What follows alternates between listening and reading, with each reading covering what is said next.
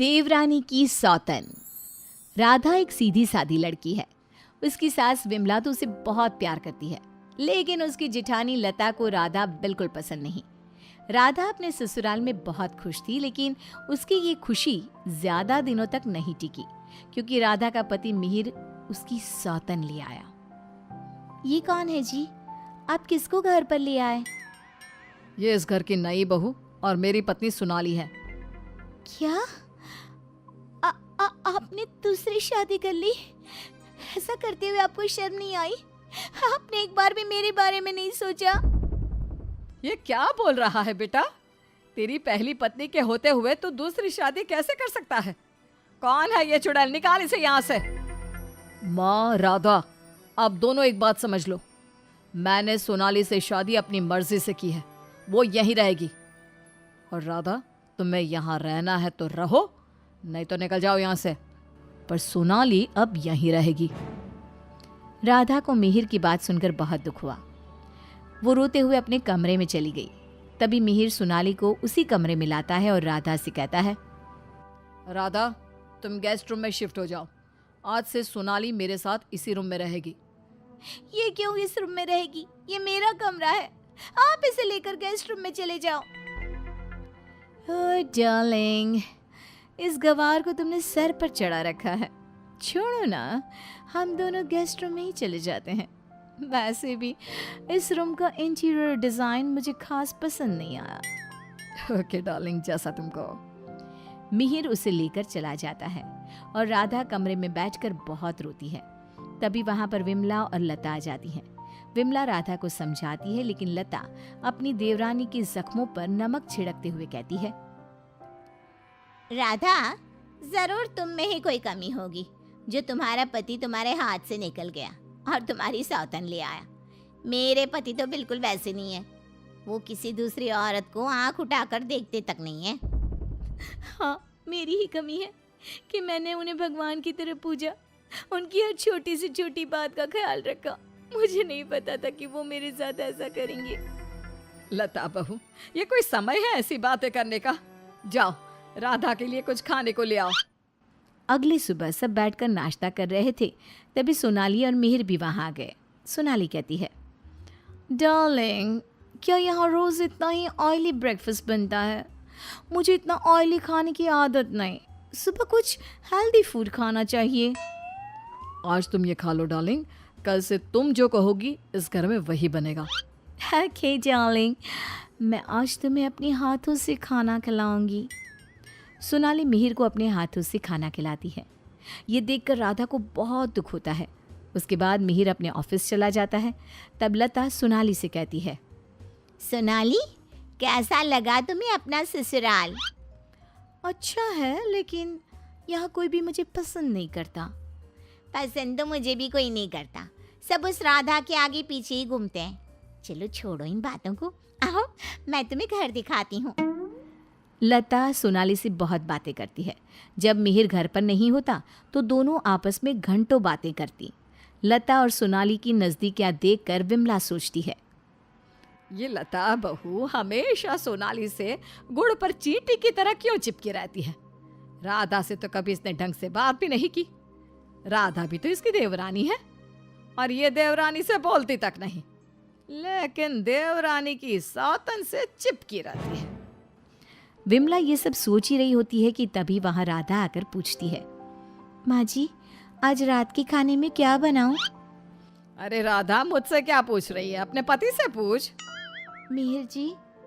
राधा कुछ बोल पाती, इससे पहले ही मिहिर बोल पड़ता है, माँ, मैं और सोनाली आज शाम मूवी देखने जाएंगे और डिनर भी बाहर करेंगे, तो आप हमारे लिए कुछ मत बनाना। ये बोलकर मिहिर वहां से चला जाता है। राधा रोते हुए अपनी सास से कहती है, देखा माँ जी आपने, आप ये मुझसे बात करना भी पसंद नहीं करते। ये मेरे साथ ऐसा बर्ताव करते हैं जैसे मैं इस घर में रहती ही नहीं हूँ। अरे ना ना बेटा, रो मत तू। उस सोनाली का जादू इसके सर से उतरेगा ना तो ये फिर से तुम्हारे पास ही आएगा। शाम को मिहिर सोनाली को आवाज देता है, सोनाली, सोनाली जल्दी बाहर आओ, इतनी देर करोगी तो मूवी शुरू भी हो जाएगी। ओहो डार्लिंग, तुम तो तैयार भी नहीं होने देते। देखो कैसी लग रही हूँ मैं? हमेशा की तरह बहुत खूबसूरत। अब चलो जल्दी करो, बहुत देर हो रही है। मिहिर सोनाली के साथ चला जाता है। ये सब देखकर राधा बहुत रोती है।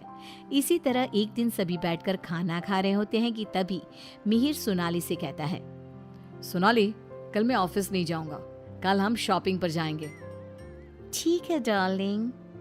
बेटा, राधा को भी शॉपिंग पर ले जा, उसके सारे कपड़े पुराने हो गए हैं और वो दिन भर घर के कामों में लगी रहती है, कहीं बाहर ही नहीं जाती। बाहर जाएगी तो उसका मन भी बहल जाएगा। क्या कह रही हो माँ? मैं राधा को लेकर बाहर जाऊंगा? कभी नहीं।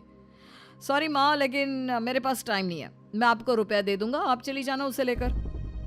बेटा, तू तो राधा को बिल्कुल भूल गया है, मगर ये याद रख, वो आज भी तेरी पत्नी है और इसी घर में रहती है।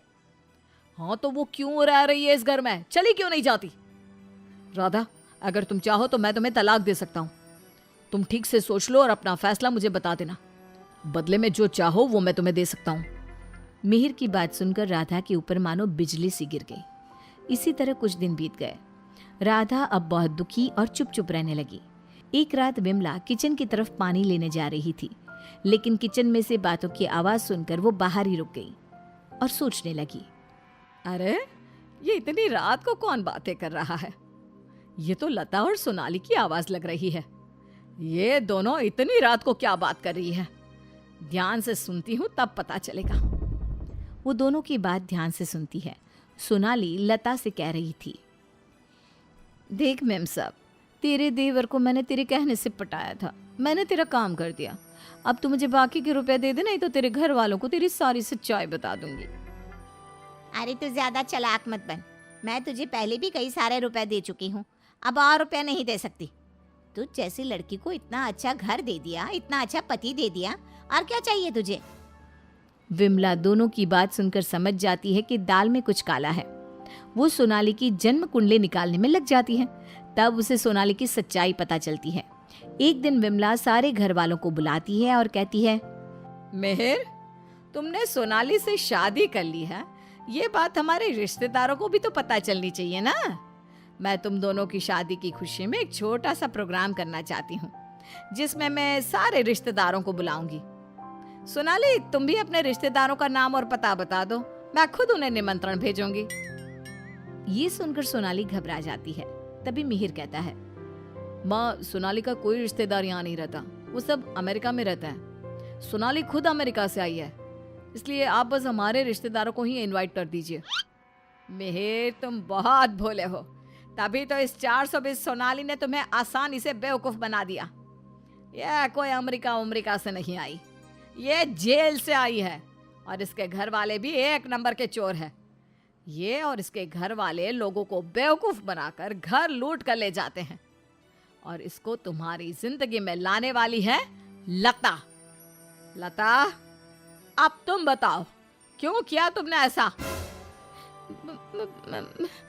हाँ, मैंने ही सोनाली को रुपया दिए थी कि वो मिहिर को अपने प्यार के जाल में फंसा ले और मेरी देवरानी की सौतन बनकर इस घर में आ जाए। लेकिन भाभी, आपने ऐसा क्यों किया? क्योंकि मैं जलती थी तुमसे। घर के सभी लोग और माँ तुमसे प्यार करते थे, मैं तुमसे बदला लेना चाहती थी, इसलिए मैंने ऐसा किया। भाभी, आपको शर्म आनी चाहिए। आपने मेरा घर बर्बाद किया, मैं आपको कभी माफ नहीं करूंगी। सारी सच्चाई जानने के बाद मिहिर सोनाली को घर से निकाल देता है और राधा से माफी मांगता है। राधा, मुझे माफ कर दो, मैंने तुम्हारे साथ ठीक नहीं किया। मिहिर, मैं तुम्हें माफ नहीं कर सकती और ना ही तुम्हारे साथ रह सकती हूँ। मैं जा रही हूँ ये घर छोड़कर। लेकिन राधा, इसमें मेरी क्या गलती? ये सब तो भाभी ने किया है ना, मैं तो बेकसूर हूँ। अगर सोनाली सच में अच्छी लड़की होती तो क्या तुम उसे छोड़ते? कभी नहीं। और इस बात की क्या गारंटी है कि कल तुम्हें सोनाली से अच्छी लड़की मिलेगी तो तुम दोबारा ऐसी गलती नहीं करोगे?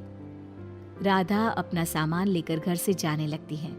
विमला और मिहिर उसे बहुत रोकते हैं, लेकिन वो नहीं रुकती। राधा जाते जाते अपनी जिठानी से कहती है, भाभी, आप क्यों उदास खड़ी हो?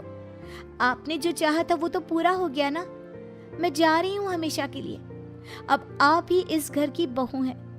अब सब आपको ही प्यार करेंगे, बस। तभी लता का पति विकास आ जाता है और कहता है, नहीं राधा, ये इस लायक नहीं कि इसे कोई प्यार करे। लता, तुम अभी इसी वक्त इस घर से निकल जाओ। मैं तुम्हें एक सेकंड भी यहाँ बर्दाश्त नहीं कर सकता। अगर मैंने तुम्हें इस घर में जगह दी तो न जाने कल तुम हमारे ऊपर कौन से दुखों का पहाड़ तोड़ दोगी। लता विकास से बहुत माफी मांगती है, लेकिन वो उसे घर से निकाल देता है। लता को इस बात का पछतावा था कि उसने अपना हंसता खेलता घर बर्बाद कर दिया। ना तो विकास अपनी पत्नी लता को माफ करता है और ना ही राधा अपने पति मिहिर को माफ करती है। Thank you for watching. ऐसे ही मज़ेदार स्टोरी के लिए मेरे चैनल को लाइक, सब्सक्राइब और बेल आइकन को ज़रूर प्रेस कीजिए। Thank you.